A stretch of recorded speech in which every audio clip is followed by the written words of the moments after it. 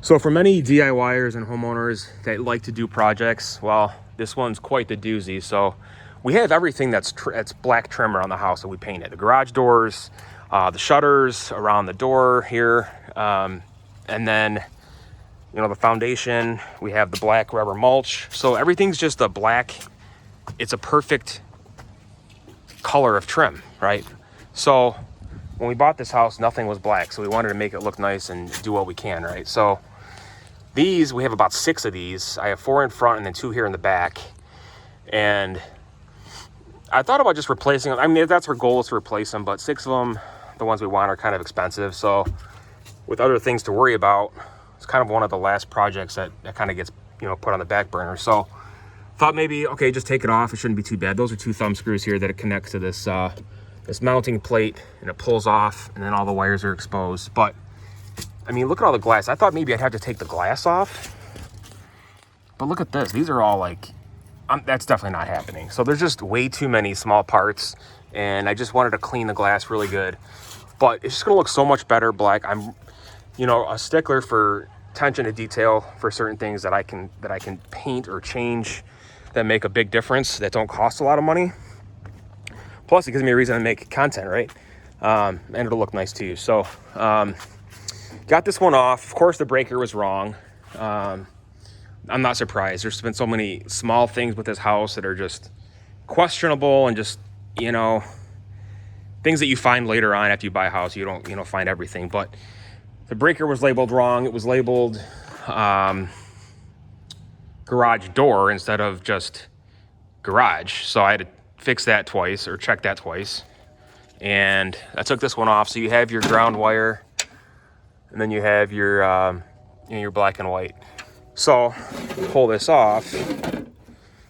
Look at the date of manufacture, March of 2001. So yeah, 23 and a half years old, right? So, I mean, they're just beat up. So I already cleaned some of this. I cleaned the glass pretty good already. And then I just took painter's tape.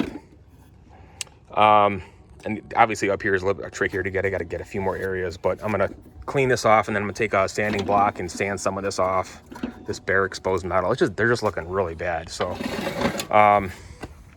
time to replace them, but I mean, kind of want to see how it looks too. So but I don't think I'm going to do the rest of these. This is very time consuming. So especially too, because I thought I could just take a screwdriver and get back there, but use some PB blaster, and I still couldn't unscrew that. Thought it might make things a little bit easier, so when I go to paint, but you know, not the case. What do you expect, right? So there's that. And then if I took my painter's tape, and I had this thing almost ready to go.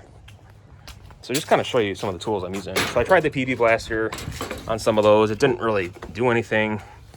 I just got a small flathead screwdriver that, again, didn't do anything back here. So I had to use a wrench to take off the some of the accessories there for the ground wire. And then a couple wire nuts, and then the screws that go up here, the thumb screws as well. So I wanted to put those here so I wouldn't lose them.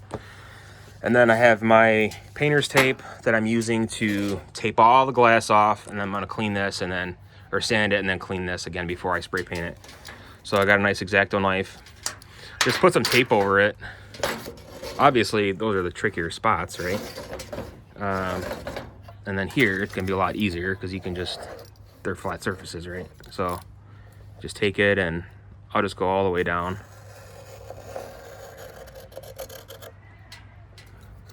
But that's gonna be that. So